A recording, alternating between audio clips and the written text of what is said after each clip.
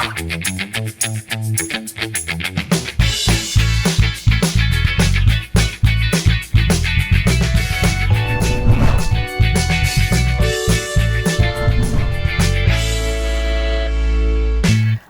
আলাইকুম প্রিয় দর্শক, দেশ এবং দেশের বাইরে যে যেখান থেকে আমাদেরকে দেখছেন চ্যানেল আয়ের পর্দায় স্বাগত জানাচ্ছি সালাম স্টিল স্ট্রেট কাটের আয়োজনে।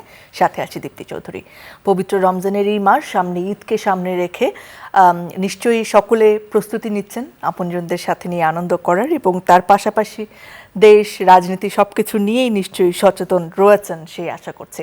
আজকে স্ট্রেট কাট আয়োজনে আমরা একজন বিশেষ অতিথিকে সাথে পেয়েছি, যিনি বাংলাদেশের অত্যন্ত গুরুত্বপূর্ণ একটি মন্ত্রণালয়ের দায়িত্বে রয়েছেন। আমাদের সাথে রয়েছেন জনাব হাবিবুর রশিদ হাবিব এমপি, মাননীয় প্রতিমন্ত্রী, সড়ক পরিবহন ও মহাসড়ক বিভাগ এবং রেলপথ মন্ত্রণালয়। আসসালামু আলাইকুম, স্বাগত। জি, ওয়ালাইকুম আসসালাম, আপনাকে ধন্যবাদ। কেমন আছেন? জি আলহামদুলিল্লাহ ভালো আছি, আপনি কেমন আছেন? আমিও আলহামদুলিল্লাহ ভালো আছি। আমরা সরাসরি প্রশ্নে চলে যেতে চাই। আপনার আসনটি গত ত্রয়োদশ জাতীয় সংসদ নির্বাচনে ভীষণ আলোচিত ছিল ইন আ পজিটিভ সেন্স, যে সবচেয়ে গ্রহণযোগ্য, শান্তিপূর্ণ, সৌহার্দ্যপূর্ণ একটি নির্বাচন সেখানে হয়েছে। সো আপনার কি মনে হয় আসলে পুরো বাংলাদেশে এরকম কেন হতে পারে না, আর আপনি কোন মন্ত্রকে সামনে রেখে এই পরিবেশ তৈরিতে, প্রতিদ্বন্দ্বীদের সকলকে নিয়ে এই পরিবেশ তৈরি করতে সক্ষম হয়েছেন? ধন্যবাদ আপনাকে। প্রথমে আসলে আমি যেহেতু আজকে সুযোগ পেয়েছি, সুযোগটা কাজে লাগাচ্ছি। প্রথমে আমি আমার নির্বাচনী এলাকার যারা আমাকে এই এলাকার প্রতিনিধি হিসাবে আমাকে ভোট দিয়েছেন, অথবা যারা আমার এই এলাকার ভোটার রয়েছেন, আমি সবার প্রতি আমি অনেক অনেক কৃতজ্ঞতা এবং ধন্যবাদ জানাচ্ছি। আসলে নির্বাচনকে আমি শুধু প্রার্থীদের প্রতিযোগিতা মনে করি না, আমি মনে করি এটি জনগণের একটি গণতান্ত্রিক অংশগ্রহণমূলক একটি উৎসব, যার মাধ্যমে জনগণ তাদের দেশ গড়ার এবং দেশের প্রতি তাদের অধিকার রয়েছে সেই অধিকারটি তারা বাস্তবায়ন করেন। সেই কারণেই আমি আমার যারা নেতাকর্মীরা ছিলেন তাদেরকে প্রথম থেকে বলেছি নির্বাচনটি অত্যন্ত সহনশীল হবে এবং অংশগ্রহণমূলক হবে, এবং সব প্রার্থীরা যাতে তাদের প্রচারণা চালাতে পারে, কারো যাতে কোনো অভিযোগ এর পরিবেশ তৈরি না হয়, এবং সেটি যে কোনোভাবেই যাতে আমার দলের বা আমার প্রতীককে নিয়ে অথবা আমাকে নিয়ে না হয়, বা আমার যারা কর্মী রয়েছে, সমর্থকদের রয়েছে, তাদেরকে নিয়ে যাতে কোনো রকম আলোচনা সমালোচনা যাতে না হয়, এবং প্রার্থীরা ভোটাররা যাতে আস্থার জায়গায় আসতে পারে যে হ্যাঁ আমাদের যারা প্রার্থী তারা আমাদের জন্যই এই নির্বাচনে প্রার্থী হয়েছে, তাদের নিজেদের জন্য না। লাভলি। আপনি যখন মন্ত্রিত্ব পেলেন, প্রতিমন্ত্রী হলেন, একটি নয় দুটি গুরুত্বপূর্ণ ভূমিকম্প সহনীয় মোস্ট ডিউরেবল দেশের প্রথম থার্মেক্স রড সালাম স্টিল। সালাম স্টিল বোঝে ডিউরেবিলিটি। সালাম স্টিল মোস্ট ডিউরেবল স্টিল। পূর্ণ মন্ত্রণালয়ের। সো এটা কি মানে পূর্ব আভাসপ্রাপ্ত ঘটনা ছিল নাকি সারপ্রাইজিং ছিল আপনার জন্য, আপনাকে চুজ করা হয়েছে দল? আসলে শুধু এটি না, আমি নির্বাচনে প্রার্থীও ছিলাম না। আচ্ছা, আমি কখনোই এই নির্বাচনে প্রার্থী হব সেই চিন্তাও আমি কখনো করিনি। আমি নির্বাচনে প্রার্থী হওয়ার জন্য কোথাও কাউকে বলিও নাই। কিন্তু আমি যেহেতু দীর্ঘদিন রাজনীতির সাথে সম্পৃক্ত ছিলাম, আর আমার রাজনীতি প্রায় 38 বছর যাবত আমি রাজনীতির সাথে সম্পৃক্ত ছিলাম, আমি অনেক দায়িত্ব পালন করেছি, দল আমাকে অনেক দায়িত্ব দিয়েছে, সেই দায়িত্বগুলি আমার পালন করতে হয়েছে। আমি এখন বিএনপি জাতীয় নির্বাহী কমিটির সদস্য, একসময় ছাত্রদল কেন্দ্রীয় কমিটির সাধারণ সম্পাদক ছিলাম, ঢাকা মহানগর বিএনপির ভারপ্রাপ্ত প্রথম যুগ্ম সম্পাদক ছিলাম, এবং আমি মহানগর ছাত্রদলের সভাপতি, সাধারণ সম্পাদক ছিলাম। এই দীর্ঘ রাজনৈতিক জীবন এবং অনেক চড়াই উতরে আমাকে পার করতে হয়েছে। আমার প্রায় শতাধিক মামলা আসামি ছিলাম, 7বার কারাগারে গিয়েছি, 86 ডিবি রিমান্ডে ছিলাম, 8 বছর সাজা হয়েছিল। এই দীর্ঘ রাজনৈতিক প্রেক্ষাপটে আমি দলের আদর্শের জায়গাটা থেকে কখন বিচ্যুতি হয়নি। আমার কাছে যেমনিভাবে এরশাদের পতন হবে, স্বৈরাচার বিরুদ্ধে আন্দোলন করে এর ছাত্র রাজনীতিতে সম্পৃক্ত হই, তেমনিভাবে আমার মনে হয়েছিল যে বাংলাদেশ একটি গণতান্ত্রিক বাংলাদেশ হবে, বাংলাদেশের মানুষ তার ভোটাধিকার ফিরে পাবে, আমরা আমাদের কথা বলার অধিকার ফিরে পাবো, আমরা সবাই মিলে আমাদের ভোটাধিকার বাস্তবায়নের মাধ্যমে আমাদের নেতৃত্ব আমাদের জনগণের হাতে ফিরে পাবে। সেই মানসিকতা নিয়ে কাজ করতে করতে যখন কাজ করেছি, দল আমাকে, আমি প্রার্থী না চাওয়ার, আমি চাইনি, তারপর দল আমাকে প্রার্থী করেছে। এটি আমার দলের থেকে অনেক বড় প্রাপ্তি, এবং দল যখন আমাকে প্রার্থী করেছে তখন আমি চেয়েছি যে দীর্ঘদিন যাতে ওই এলাকার সন্তান হিসাবে ওই এলাকায় বড় হয়েছে, ওই এলাকার মানুষের সাথে আমার সম্পর্ক রয়েছে এবং আমার দীর্ঘ রাজনৈতিক জীবনে আমি পজিটিভ রাজনীতি করার চেষ্টা করেছি। তা আমি তখন জনগণের পাশে যখন দাঁড়িয়েছি, তারা আসলে আমাকে চিনে, তো তারা বলছে এই ছেলেটি তো আসলে নির্বাচনে প্রার্থী হতে চায়নি, তো এই ছেলেটি যখন তার দল দিয়েছে তখন তারাই আমার মনে হয় দায়িত্ব নিয়েছে। তেমনিভাবে আমি যখন বিপুল ভোটের ব্যবধানে জিতলাম তখন দল মনে করেছে যে এই ছেলেটিকে আমরা মানে প্রার্থী হতে চাইনি, আমরা তাকে প্রার্থী করেছি এবং সেই দায়িত্বটিকে পালন করেছে। তাই হয়তোবা সেই কারণে দল মনে করেছে তাকে আরেকটু বেশি দায়িত্ব দিয়ে দেখি সে সঠিকভাবে পালন করতে পারে কিনা। আপনি কতটা কনফিডেন্ট যে আপনি পালন করতে পারবেন? আমি আমার জায়গা হচ্ছে যে আমি যেমনিভাবে 38 বছর রাজনৈতিক জীবনে নিজেকে ভালোর সাথে থাকার চেষ্টা করেছি, ভালো কিছু করার চেষ্টা করেছি, এখন দেশের যখন দলের সাথে ছিলাম, দেশ গণতন্ত্রের আন্দোলন ছিলাম, এখন দেশ গড়ার আন্দোলন। সুতরাং আমার নেতা হচ্ছে বিএনপির চেয়ারম্যান এবং বাংলাদেশের প্রধানমন্ত্রী, মাননীয় প্রধানমন্ত্রী জনাব তারেক রহমান। উনি যে স্পিডে চলছেন আমরা চাই তার সাথে তাল মিলে সেই স্পিডে যদি আমরা চলতে পারি এবং সেই মানসিকতা যদি আমরা বাস্তবায়ন করতে পারি, আমি কনফিডেন্স যে আমরা কিছু একটা ভালো কিছু করতে পারবো। আমাদের শুভকামনা থাকলো। একটুখানি এখন জানতে যে আপনারা যদিও মানে কাজ তেমনভাবে শুরুই করতে পারেন, it's very early to ask যে আপনারা কি করেছেন বা জবাবদিহির জায়গায় আনা। সো মোর ওভার আমরা আসলে এখানে আপনার পরিকল্পনা বা কি দেখছেন সেগুলো নিয়েই জানতে চাইবো। সো মন্ত্রণালয়ে মানে ঢুকে সড়ক ব্যবস্থার জানা আর আমাদের মতো যারা রেগুলার চলি তাদের জানা তো আলাদা অফকোর্স হবে। একজন সাধারণ নাগরিক থেকে যখন আপনি মন্ত্রণালয়ের ভেতরে গেলেন তখন আসলে বাংলাদেশের সড়ক ব্যবস্থাকে আপনি কিভাবে দেখেছেন? মানে যদি বলি 100-তে বাংলাদেশের সড়ককে নিরাপত্তার দিক থেকে কত দেবেন আপনি? এখন ব্যাপার হচ্ছে যে এটি আসলে সংখ্যায় প্রকাশ করাটা অনেক কঠিন। আমাদের সড়ক পরিবহন ব্যবস্থাপনার মধ্যে অনেক অব্যবস্থাপনা রয়েছে, অনেক গরমিল রয়েছে। এখন কারণ হচ্ছে আমাদের সড়কগুলি, মহাসড়কগুলি যেভাবে গড়ে ওঠার কথা ছিল সেইভাবে আসলে গড়ে ওঠেনি। আমাদের সড়কগুলিতে যে মহাসড়কে যে পরিবহনগুলি চলার কথা ছিল সেই সব রকম পরিবহনই মহাসড়কে চলাচল করে। আমাদের পরিবহনগুলি বিআরটির মাধ্যমে যেভাবে পরীক্ষা নিরীক্ষা করে তাদের যেগুলি মেয়াদ উত্তীর্ণ অথবা ত্রুটিপূর্ণ সেগুলিকে আমাদেরকে অবশ্যই চিহ্নিত করে সেগুলি যাতে সড়কে চলতে না পারে সেই ব্যবস্থাটি গ্রহণ করা প্রয়োজন কড়াকড়িভাবে। এবং আমাদের এই পরিবহন সাথে যারা জড়িত মালিক এবং শ্রমিক তাদের আরও আন্তরিকতা প্রয়োজন। ওনাদের এই ব্যবসার সাথে অনেক মানুষের জীবন এবং অনেক মানুষের সেবারও একটা প্রশ্ন আছে। সেই মানসিকতা যদি আসতে পারি এবং আমরা এগুলিকে ডিসেন্ট্রালাইজ করতে পারি এবং আমরা যেই সড়কে যে পরিবহন চলার প্রয়োজন সেটিকে যদি আমরা বাস্তবায়ন করতে পারি তাহলে অনেক প্রাণহানি কমে যাবে। তেমনিভাবে আমাদের সড়ক পরিবহন ব্যবস্থার একটি ত্রুটিমুক্ত হবে। মানে যখনই আমরা এই মন্ত্রণালয়ের কথা বলি তখনই আসলে মানে বাইরের মানুষ হিসেবে বা বিভিন্ন রিপোর্ট, বিভিন্ন আলোচনা আসলে দুর্নীতির কথাটা উঠে আসে যে মানে সড়ক তৈরি থেকে শুরু করে সড়ক ব্যবস্থাপনা কিংবা মানে গাড়ি চলাচলে চাঁদাবাজি এই সব কিছু মানে দুর্নীতির একটা কথা আসে। আপনি আসলে কি দেখেছেন মানে এতদিন ধরে কেমন ছিল বা মেইন সমস্যাটা কোন জায়গায়, দুর্নীতির অবস্থা কিরকম ওই জায়গায়? এইখানে যে ব্যাপারটি হচ্ছে যে আমার ব্যাপার হচ্ছে যে মানুষ সুযোগ পেলে দুর্নীতি করবে। এটা কেউ যদি যারা দুর্নীতি করে, যারা দুর্নীতি মানসিকতা রয়েছে সে তো আসলে মানসিকতা তাকে আপনি সড়কে দেন, রেলে দেন আর নদীতে দেন, সে যেখানে ওই মানসিকতার মানুষ সে সুযোগ পেলেই। আমাদেরকে হচ্ছে সিস্টেমকে ডেভেলপ করতে হবে।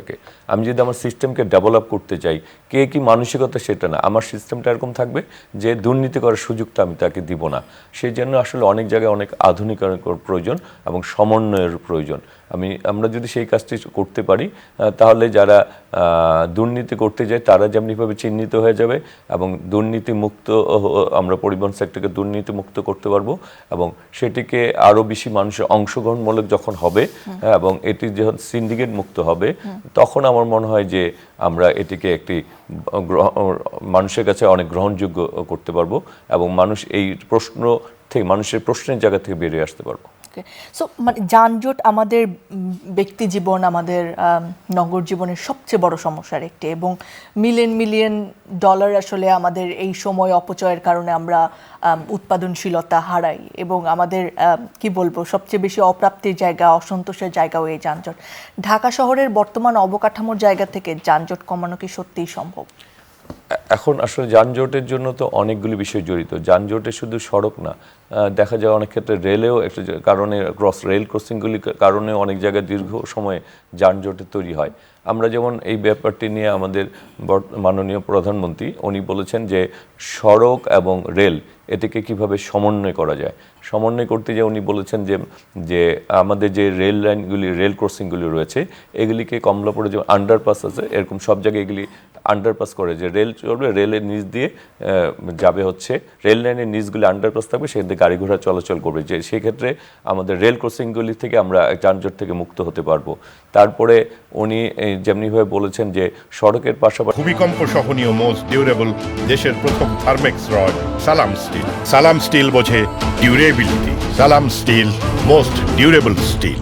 রেলকে যদি আমরা জনপ্রিয় করতে পারি, ঢাকার আশেপাশে আমরা যদি কানেক্টিভিটি বাড়াতে পারি, এবং সেখানে যদি ঢাকা, নরসিংদী, মুন্সিগঞ্জ, মানিকগঞ্জ, মাওয়া, এই বিভিন্ন জায়গায় আমরা যদি অফিসগামী লোকজন যদি সকালে অতগুলি ট্রেনের ব্যবস্থা করতে, আবার লোকাল ট্রেনগুলি, হ্যাঁ, ওই মানে মানুষ যাতে ঢাকার উপর প্রেশার না দেয়, ঢাকার আশেপাশে যারা আছে এরা সঠিক সময় যদি ঢাকায় আসতে পারে, অফিস ধরতে পারে, এবং অফিস ছুটি হওয়ার পর যদি তারা আবার বাড়িতে ডিসেন্ট্রালাইজ করে, যে কথাটা আমি প্রথমে বলছিলাম আপনাকে, সেটা যদি করতে পারি, এবং আমরা রেল ক্রসিংয়ের যানজটকে মুক্ত করতে পারি, এবং আমরা আরেকটা জিনিস চিন্তা করছি যে বাসগুলিতে যদি টিকেটিং ব্যবস্থা, মানে কিলোমিটার হিসাবে একটা টিকেটিং ব্যবস্থা থাকবে, যার মাধ্যমে আমরা বাস ভাড়াগুলিকে আমরা নিয়ন্ত্রণের পর্যায়ে আনতে পারবো। এভাবে যদি আমরা সমন্বয়গুলি করা যায়, এবং আমরা যেটা চাচ্ছি যে আমাদের অন্যান্য দেশে যেটা দেখা যায়, যারা ড্রাইভিং লাইসেন্স পায় তাদের কিন্তু মিনিমাম একটা শিক্ষাগত যোগ্যতা লাগে, এবং তারা কিছু কিছু নিয়মকানুন লেখাপড়া করে কিছু নিয়মকানুন শিখতে হয়, শিখে একটা পরীক্ষা, রিটেন পরীক্ষা দেওয়ার পরে তারা এই কাজগুলি করে। কিন্তু আমাদের এখানেও অনেক জায়গায় অনেক নিয়ম আছে, কিন্তু এই নিয়মটা আসলে বাস্তবায়ন করা প্রয়োজন। হ্যাঁ, যে সেইটা যদি বাস্তবায়ন করে, এবং বিআরটিকে মাধ্যমে যদি ত্রুটিপূর্ণ বাসগুলিকে চিন্তা, সেগুলিকেও যদি আমরা রাস্তায়, আপনারা কি ইতিমধ্যে এটার পদক্ষেপ নিচ্ছেন? হ্যাঁ, আমরা আসার পরে আমরা সবগুলি রেল, সড়ক আমরা বারবার মিটিং করছি মালিকদের সাথে, শ্রমিকদের সাথে, আমাদের কর্মকর্তাদের সাথে, এবং আলাপ করে আমরা এই যে কোথায় কোথায় আমাদের গ্যাপ রয়েছে, কোথায় কোথায় দুর্বলতা রয়েছে, সেগুলিতে আমরা চিহ্নিত করছি, এবং এগুলি সমন্বয় করে এগুলিকে আরও ডেভেলপ করে, এগুলিকে সিস্টেমকে ডেভেলপ করা, ডিসেন্ট্রালাইজড করে আমরা এগুলির দিকে এগোচ্ছি। দুইটা সমস্যা, একটা হচ্ছে মানে রাস্তা পর্যন্ত ফুটপাত চলে আসে এবং সেখানে হকারদের একটা দৌরাত্ম্য থাকে, সেখানে আবার চাঁদাবাজি হয়, এটা দীর্ঘদিনের মানে আমরা দেখে থাকি, এবং কয়দিন পরে পরে সিটি কর্পোরেশন থেকে উঠানো হয়, আবার কয়েকদিন পরে এখানে বসে যায়, এরকম আমরা দেখেই থাকি। এইটার সঙ্গে কি আপনার মন্ত্রণালয়ের যোগাযোগ আছে কিনা যে সড়ক যাতে দখলে না যায়? আসলে আমার সড়কের ফুটপাতগুলি দখল আমাদের জন্য আমাদের আরেকটি সমস্যা, এবং এই ফুটপাতকে যদি আমরা দখলমুক্ত করতে পারতাম, এবং আমার দখলমুক্ত করা উচিত, আমি বলবো পারতাম না, দখলমুক্ত করা উচিত, এবং তাদেরকে বিকল্প কর্মসংস্থানের ব্যবস্থাও করা উচিত। আর এই দখলে যাতে আশ্রয়পত্র দেয় তাদের মধ্যে কোনো দেশাত্মবোধ নেই। একটা হচ্ছে যে আমি একটা লোককে সহযোগিতা করতে চাই, আরেকটা হচ্ছে যে আমি একজনকে সহযোগিতা নিয়ে চাঁদাবাজি করে টাকা অর্জন করতে চাই, সেটা তাদেরকে আইনের আওতা আনা উচিত, এবং আমরা তাদেরকেও আইনের আওতা আনতে পারি, এবং আমরা যারা এইসব দেখাশোনার জন্য আইনশৃঙ্খলা বাহিনী যারা দায়িত্বে থাকেন তারাও যদি নীতি এবং নৈতিকতার সাথে দায়িত্বগুলি পালন করেন, এবং আমরাও যদি পরিবহনগুলিকে নিয়ন্ত্রণে আনতে পারি, তাহলে সব কিছু মিলে সবাই সমন্বিত প্রচেষ্টায় আমরা ওই কাজগুলি করার চেষ্টা করছি, আমরা আশাবাদী। আপনি নিজেও একটু আগে বলছিলেন যে একই সড়কে বিভিন্ন পেইসের গাড়ি চলাচল করে, বিশেষ করে এখন অটোরিকশার একটা দৌরাত্ম্য আছে, যেটা অন্তর্বর্তীকালীন সরকারের সময়েও নানা সময় বন্ধ করার কথা বলা হয়েছে, এবং একটা বড় দাবি ছিল এটা। এক সময় বন্ধ করার পরে তারা আবার আন্দোলনে গেছেন, ব্যাটারি চালিত রিকশার কথা আমি বলছি, এবং পায়ে চালিত রিকশা, ব্যাটারি চালিত রিকশা, ওদেরও নানা ধরনের দাবি থাকে, কিন্তু সত্যিকার অর্থে তো এটা দুর্ঘটনা অনেক বাড়ায় আমরা দেখেছি, এবং যানজটের কারণেও ক্ষতিকর। অটো রিকশা বা ব্যাটারি চালিত রিকশা নিয়ে আপনাদের প্ল্যানিং আসলে কি? এখানে যেটা হচ্ছে যে ইতিমধ্যে কিন্তু অটোরিকশা বা ব্যাটারি চালিত রিকশার ব্যাপারে আপনারা দেখেছেন যে আমরা কিছু কাজকর্ম আমাদের সরকার শুরু করেছে। সেটা হচ্ছে যে আসলে আমাদের প্রথমে যেটি হচ্ছে যে মহাসড়ক থেকে মহাসড়কগুলি থেকে ব্যাটারি চালিত রিকশা বা অটোরিকশা যেগুলি আছে এই এই মহাসড়ক এগুলি ব্যাটারি মুক্ত করা উচিত, ব্যাটারি যাতে তারা চলাচল করতে না পারে। আমাদের আসলে সবকিছু একটা নিয়মের মধ্যে থাকা উচিত।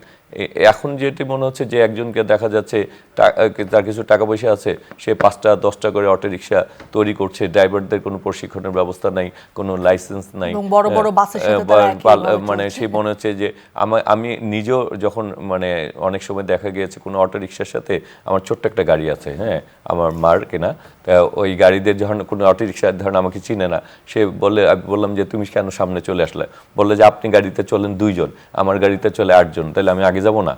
হ্যাঁ, সে একটা যুক্তি দিচ্ছে। তাই আমি বললাম যে ঠিক আছে তুমি যাবো, প্রথম হচ্ছে তোমার এই রিক্সা তুমি বৈধ কি অবৈধ সেটাও একটা প্রশ্ন, তুমি এই রিক্সায় 8 জন তুমি উঠাইতে পারো কিনা সেটাও তো প্রশ্ন। আর তারপরেও ঠিক আছে সব কিছুই করতেছো, তারপরেও তুমি কিন্তু এক সাইড দিয়ে চলবা। তুমি যদি এখন গাড়ির লাইনেই চলো তাহলে মানে আমরা কি মানে তোমার মনে হচ্ছে যে তোমরাই রাইট, আমরা বেআইনি। আমরা নিজেরাও অনেক ক্ষেত্রে অটোরিকশায় ব্যাটারি রিক্সা চলি, তখন তাদেরকে বোঝানো যে তোমরা এটা করে, কিন্তু আসলে বুঝেই হবে না, নিয়মের মধ্যে আনতে হবে, বুঝিয়ে মানুষকে সবকিছু আপনি সমাধান করা যায়। এটার জন্য কি পদক্ষেপ নিচ্ছেন আপনারা? এটার মধ্যে সরকার পদক্ষেপ গ্রহণ করছেন যে এটা একটা নিয়মের মধ্যে নিয়ে আসা এবং তাদের চলাচলটা নিয়ন্ত্রিত করা। এখনো পর্যন্ত কি বুঝছেন মানে চ্যালেঞ্জেসগুলো আসলে কোন জায়গায় হবে? এই মন্ত্রণালয়ের দায়িত্ব তো পেয়েছেন একটা বিশাল মন্ত্রণালয় এবং অনেক কিছু করার আছে, মানুষের অনেক এক্সপেকটেশন, কোথায় কোথায় চ্যালেঞ্জেস ফেস করবেন বা করছেন? প্রথম হচ্ছে যে সড়কে যেটি হচ্ছে যে সড়কের আসলে আমাদের আমি এক কথা বারবার আসতেছি, সেটি হচ্ছে ত্রুটিপূর্ণ বাসগুলি চিহ্নিত করা প্রয়োজন। যেহেতু এখন মানুষ অনেক বেশি আপগ্রেড হয়ে গেছে, অনেক নতুন নতুন গাড়ি, নতুন নতুন অনেক গাড়ি এসেছে, সুতরাং আমার মনে হয় যারা যেসব দেশে আমরা এখনও ডিজেল চালিত গাড়ি, আর ওই যে সময় ইলেকট্রিক ভেহিকেল চলে আসছে, অনেক সময় সোলার ভেহিকেলও অনেক চলাচল করছে, সেখানে আমরা কিন্তু ডিজেল নিয়ে পড়ে আছি, সেটার মধ্যেই আমরা সেটা থেকে বের হতে পারছি না।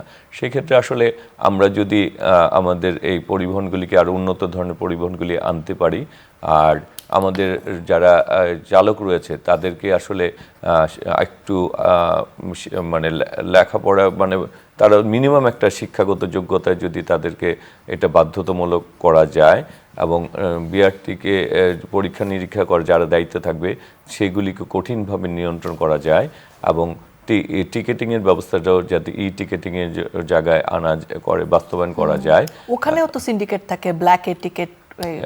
এখানে যেটা হচ্ছে যে আসলে আমি তো বললাম প্রথমে একটা কথা বলেছি যে আপনি সুযোগ পেলে কেউ দুর্নীতি করবে সেটার দিকে চিন্তা না করে, দুর্নীতি যেমন একটা মোবাইল ফোন আমরা ব্যবহার করি, তাই না? এই মোবাইল ফোনে কিন্তু আপনি ঠিকই আপনার টাকা শেষ হয়ে গেলে আপনি কিন্তু এটা কেউ কিন্তু দুর্নীতি করার সুযোগ থাকে না, তাকে কিন্তু সে যদি 50 টাকা ভরে 50 টাকা সে আবার 50 টাকায়, তার মানে কি সিস্টেমটাকে ওইভাবে ডেভেলপ করা হয়েছে যাতে ইচ্ছে করলেই একজন মানুষ মনে করে যে আমি এটা চুরি করবো, মোবাইল ফোনের এই বিলটা কিন্তু সে এইভাবে চুরি করতে পারতেছে না। তা আমাকে ওইভাবে সিস্টেমটাকে ডেভেলপ করতে হবে যাতে সে চুরি করার সুযোগ কতটা সম্ভব বাংলাদেশের সামগ্রিক আর্থসামাজিক এবং রাজনৈতিক প্রেক্ষাপটে? এটা চ্যালেঞ্জিং, কঠিন, কিন্তু আসলে অনেক কিছুই তো আমরা পরিবর্তন করার চেষ্টা করছি, অনেক কিছুই তো আমরা পরিবর্তনের মানসিকতা এসেছি। আমরা তো একসময় ভুলেই গিয়েছিলাম যে বাংলাদেশে একটি মানুষ তার ভোটাধিকার ফিরে পাবে, মানুষ আবার তার ভোটাধিকারের মাধ্যমে একটা নির্বাচিত সরকার ক্ষমতায় আসবে, বা মানুষ তার মালিকানা, রাষ্ট্রের মালিকানা, আমরা তো ভুলেই গিয়েছিলাম।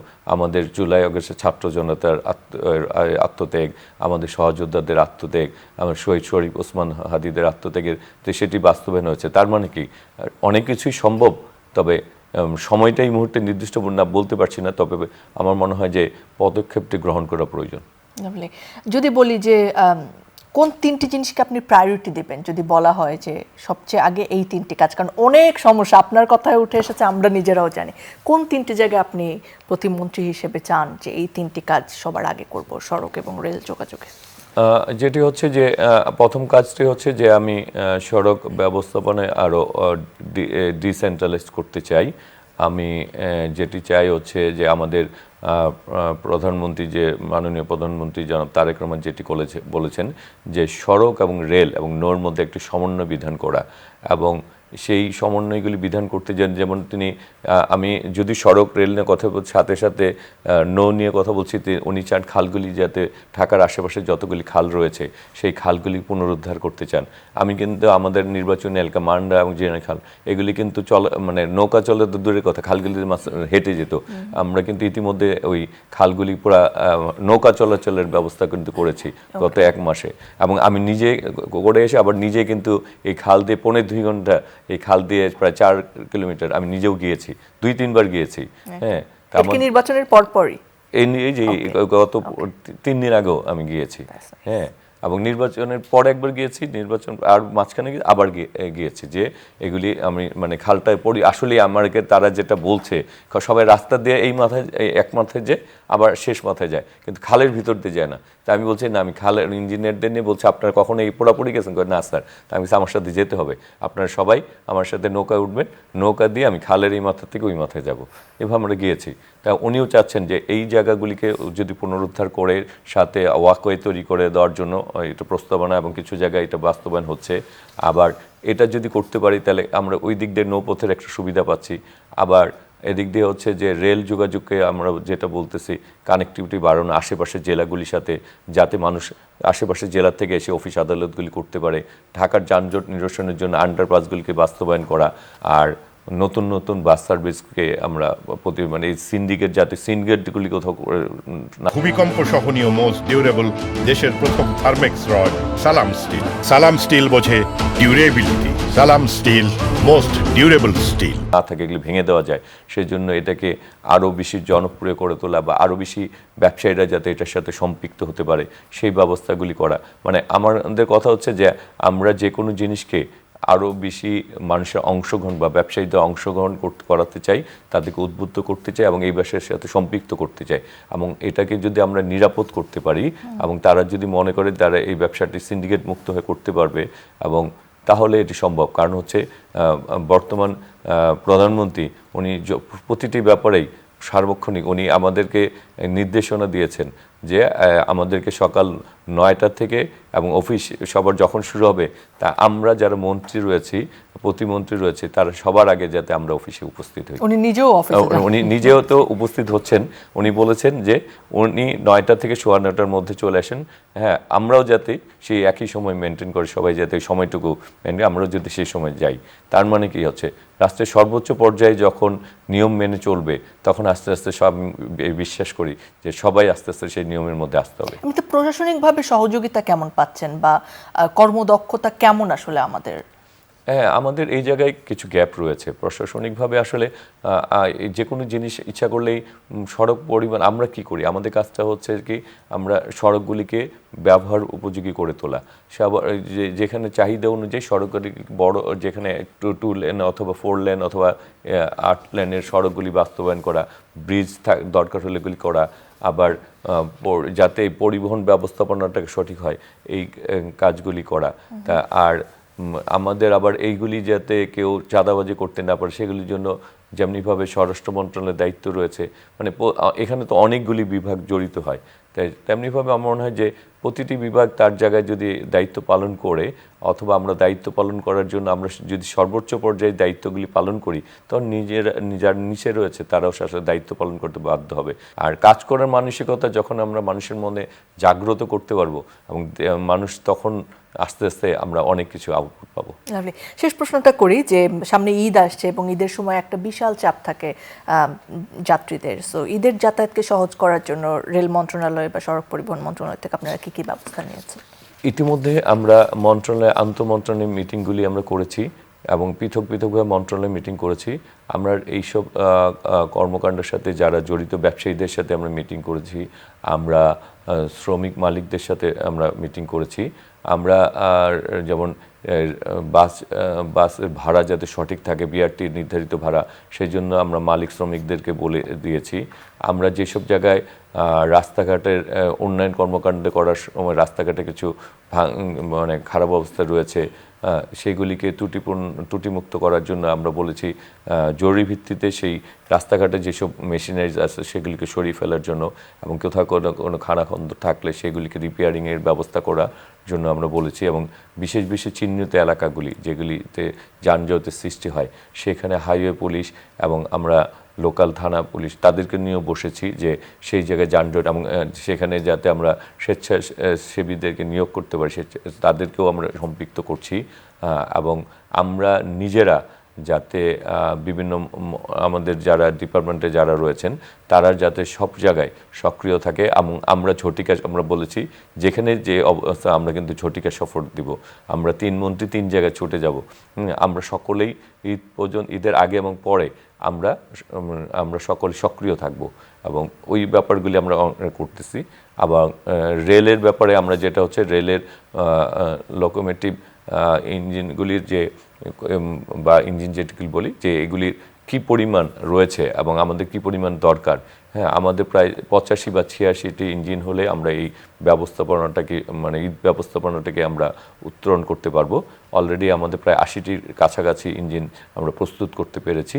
হ্যাঁ, আর যদি 5-6টা পারি তাহলে আমাদের আর যাতে কোথাও কোনো বিঘ্ন ঘটলে যাত্রীরা যাতে এসে ভোগান্তি শিকার সেই জন্য অগ্রিম তাদেরকে SMS দিয়ে জানানোর ব্যবস্থা করে দেওয়া এবং স্টেশনেও সেটি মাইকিংয়ের ব্যবস্থা করে দেওয়া এবং যাতে টিকিটে পেতে কারো সমস্যা না হয় এবং ব্ল্যাক টিকিটের কারো কালোবাজারি তৈরি করতে না, সেই জন্য আমরা যারা রেল পুলিশ রয়েছে তাদেরকে নিয়েও বসেছি। সেখানেও আমরা এই কাজগুলি, আর স্টেশনে যারা যে দৌরাত্ম্যের সৃষ্টি করতে না পারে, অনেকে ওই যে মই টই ব্যবহার করে এইগুলিও যাতে ব্যবহার করতে, এইগুলি যাতে এই প্রতিবন্ধকতা তৈরি করতে না পারে তাদেরকে আইনের আওতায় আনা, সেই কাজগুলিও আমরা এই পদক্ষেপ গ্রহণ করেছি। তার মানে হচ্ছে যে আমরা আমাদের সর্বোচ্চ চেষ্টাটুকু করছি এবং আমরা এছাড়া আমরা বিজেএমএ বিকেএমএ তাদের সাথেও মিটিং করেছি। আমরা বলেছি যে গার্মেন্টসগুলিকে যাতে লাস্ট 2 দিন গার্মেন্টস আমাদের যারা কর্মকর্তা শ্রমিক রয়েছেন তাদের একটা প্রচুর প্রেশার পড়ে, একদিনে প্রায় 22-23 লাখ ছুটি হয় ঢাকা, নারায়ণগঞ্জ, গাজীপুর, সেটা একটা বিশাল একদিন একটা প্রেশার পড়ে। সেটাকে আমরা বলেছি যে আপনাদের বায়ারদের অর্ডার অনুযায়ী যদি আপনাদের গার্মেন্টস খোলার প্রয়োজন না হয় তাহলে আপনারা ভেঙে ভেঙে যদি ছুটিগুলির ব্যবস্থা করে দেন তাহলে একদিনে প্রেশার পড়ে। তারা সেটিতে রাজি হয়েছেন যে যাদের অর্ডার থাকবে না, বাইরের অর্ডার থাকবে না, তারা ছুটিগুলিকে ওইভাবে ভেঙে ভেঙে দিবেন। তার মানে আমরা সব দিক দিয়েই চেষ্টা করছি যে এটাকে আসলে সমন্বয় করার এবং মানুষের যাতে একটা নিরাপদ, শান্তির এবং স্বাচ্ছন্দ্যে সুন্দর একটা মানে ভ্রমণ উপভোগ করতে পারে। এবং তারা যাতে, আমরা এটাও বলেছি যে আপনাদের প্রতি আমরা বিশেষ, কারণ এই সরকারের প্রধানমন্ত্রী, মাননীয় প্রধানমন্ত্রী বলেছেন যে আপনারা কতটুকু সক্ষম, আপনাদের সক্ষমতা প্রমাণ দিতে হবে যে যাত্রীদের সেবা দিয়ে। সুতরাং সেই সেবাটুকু আপনারা নিশ্চিত করবেন এবং আমরা আপনাদের সাথেই থাকব। আমরা শুধু আপনাদেরকে নির্দেশনা দিয়েই দূরে চলে যাবো ব্যাপারটা না, আমরাও কিন্তু পথে থাকবো, পথে ঘাটেই এবং স্টেশনে সবসময় আপনাদের পাশে থেকে দেখবো যে এটা বাস্তবায়ন হচ্ছে। এই আশ্বাসটুকু ভীষণ গুরুত্বপূর্ণ। অনেক অনেক ধন্যবাদ আপনাকে আমাদের সময় দেওয়ার জন্য। নিশ্চয়ই যে আশাগুলোর কথা, যে কাজের পরিকল্পনার কথা বলছেন সেগুলো পূরণ করার রাস্তায় আপনার সঙ্গে আবারও কথা হবে আমাদের। অনেক ধন্যবাদ। ভালো থাকবেন আপনিও এবং আমি সবাইকে আপনাদের মাধ্যমে যারা সবাইকে আমি অনেক অনেক ধন্যবাদ এবং কৃতজ্ঞতা জানাচ্ছি। ধন্যবাদ প্রিয় দর্শক, আপনারা যারা সঙ্গে ছিলেন, আপনাদের ঈদ অনেক ভালো কাটুক এবং আমরা যে নতুন করে স্বপ্ন দেখছি বাংলাদেশ বিনির্মাণের, সেই স্বপ্ন সত্যির মুখ দেখুক। আজকের মতো বিদায় নিচ্ছি, ভালো থাকুন, সুস্থ থাকুন।